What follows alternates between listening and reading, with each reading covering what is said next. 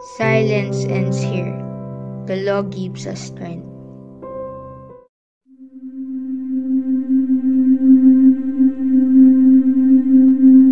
My teacher made inappropriate comments. RA 7877 gave me a voice. I was pressured at work, but this law protected me. I reported it, and for the first time, I felt safe.